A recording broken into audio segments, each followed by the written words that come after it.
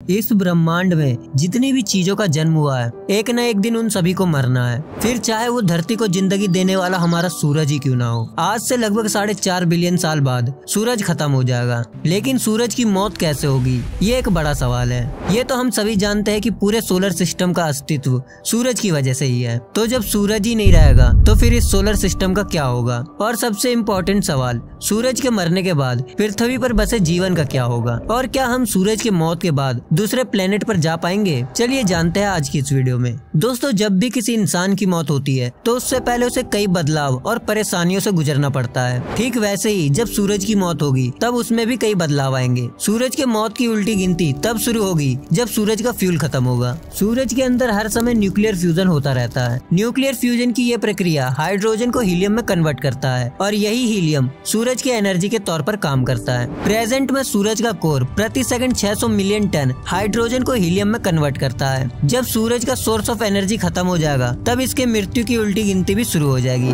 Energy खत्म होने के बाद सूरज काफी बड़ा होता जाएगा। सूरज का आउटर लेयर एक्सपेंड होने लगेगा और सोलर सिस्टम पर इसका कब्जा भी बढ़ने लगेगा। आकार बढ़ते बढ़ते सूरज रेड जायंट में बदल जाएगा। रेड जायंट में बदलने के बाद सोलर सिस्टम भी बर्बादी की ओर बढ़ने लगेगा। सबसे पहले सूरज के करीबी प्लैनेट्स मरकरी और वीनस सूरज की चपेट में आ जाएंगे। दोनों ही प्लैनेट्स हॉट रेड जायंट से निकलने वाले ज्यादा तापमान के कारण पिघलकर सूरज में समा जाएंगे। मरकरी और वीनस के बाद सूरज का अगला शिकार हमारा पृथ्वी होगा। पृथ्वी पूरी तरह पिघलकर सूरज में मिलेगा या नहीं, ये इस बात पर डिपेंड करेगा कि सूरज का आकार बढ़ना बंद हुआ है या नहीं। अगर सूरज का आकार बढ़ना बंद भी हो जाए तब भी पृथ्वी सूरज के हाई टेम्परेचर को झेल नहीं पाएगा। पृथ्वी भी ऑलमोस्ट पिघल जाएगा और इसका सिर्फ आयरन कोर ही बचेगा। इनर प्लैनेट्स के बाद अब outer planets Jupiter, Saturn, Uranus और नेपच्यून की बारी होगी। ये सभी प्लैनेट सोलर सिस्टम के बेहद ठंडे रीजन में स्थित है। जब सूरज का आकार बढ़ जाएगा तब आउटर प्लैनेट्स की सूरज से दूरी भी कम हो जाएगी। सूरज से निकलने वाला हाई रेडिएशन इन सभी प्लैनेट्स की कहानी खत्म कर देगा।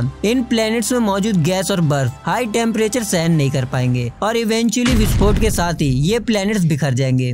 बिखरने के बाद आउटर प्लैनेट्स का मटेरियल्स भी सूरज में समा जाएगा। कुछ मटेरियल सूरज की चपेट में आने से बच सकते हैं और फिर वो एक साथ जमा होकर पहले से ही बड़े प्लैनेट को बना सकते हैं। आउटर प्लैनेट्स के मून्स यूरोपा और इनक्लेडस पर मौजूद बर्फ भी पिघल जाएगा और वहाँ महासागर का निर्माण होगा। लेकिन इसके बाद भी सूरज का तांडव जारी रहेगा। सूरज का आकार बढ़ने की वजह से इसकी ग्रेविटी पूरे सोलर सिस्टम में ग्रेविटेशनल उथल पुथल मचा देगी। अगर किसी तरह सूरज के हाई टेम्परेचर से आउटर प्लैनेट्स बचे भी रह गए तो ग्रेविटेशनल उथल पुथल की स्थिति में उनकी कहानी खत्म हो जाएगी। सूरज की अनस्टेबल ग्रेविटी के वजह से ऑब्जेक्ट्स इधर उधर भटकने लगेंगे। कई ऑब्जेक्ट्स और प्लैनेट्स एक दूसरे से टकरा जाएंगे या फिर सोलर सिस्टम से बाहर भी जा सकते हैं। चलिए अब बताते हैं कि पृथ्वी की बर्बादी के बाद हमारा नया घर कहाँ होगा। तो सूरज की मौत आज से लगभग 4.5 बिलियन साल बाद होगी और हम इस घटना के बाद अपने लिए नए घर की बात कर रहे हैं। लेकिन वैज्ञानिकों का मानना है कि हमें नए घर की तलाश करने की जरूरत ही नहीं पड़ेगी। लेकिन क्यों? दरअसल वैज्ञानिकों का ऐसा इसलिए कहना है क्योंकि उनके मुताबिक सूरज की मौत होने से लगभग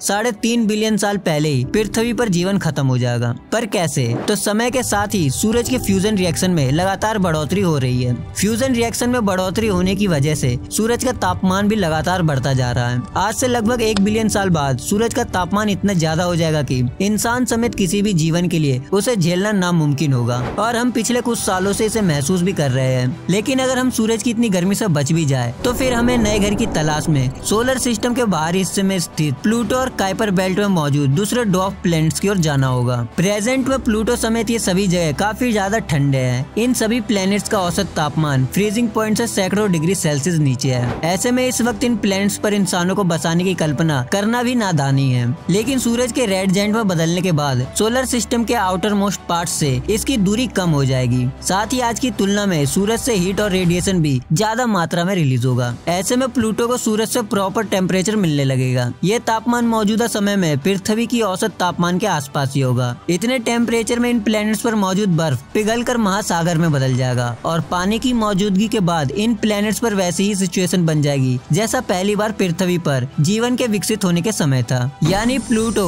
या इसी रीजन का दूसरा प्लैनेट हमारा नया होम प्लैनेट बन सकता है। लेकिन रेड जायंट में बदल चुका हमारा सूरज अपने जीवन के आखिरी पड़ाव पर पहुंच जाएगा। इस स्थिति में पहुंचने के बाद हमारे सूरज में एक बड़ा धमाका होगा और हमारा सूरज एक व्हाइट ड्वार्फ में बदल जाएगा। इस समय भी सूरज काफी गर्म रहेगा और ज्यादा मात्रा में जीवन के लिए खतरनाक एक्सरे रेडिएशन रिलीज करता रहेगा और फिर 1 बिलियन साल के अंदर सूरज मैनेजेबल टेम्परेचर के साथ एक जगह पर सेट हो जाएगा। व्हाइट डॉर्फ की स्थिति में ही सूरज ट्रिलियंस ऑफ ईयर्स तक जिंदा रहेगा, लेकिन तब तक हम इंसानों के लिए सोलर सिस्टम रहने लायक जगह नहीं रहेगा। इसलिए हमें सूरज के व्हाइट डॉर्फ बनने से पहले ही दूसरे स्टार सिस्टम में मौजूद प्लैनेट्स पर जाना होगा। लेकिन वहाँ तक हम कैसे पहुँच सकते हैं, इसके बारे में अगर आपको जानना हो तो हमें कमेंट बॉक्स में जरूर बताएं। साथ ही वीडियो को लाइक और शेयर जरूर करें। अगर आप फ्यूचर में इस तरह की और वीडियो देखना चाहते हैं तो हमारे चैनल को भी सब्सक्राइब कर ले। तो मिलते हैं नेक्स्ट वीडियो के साथ। जय हिंद।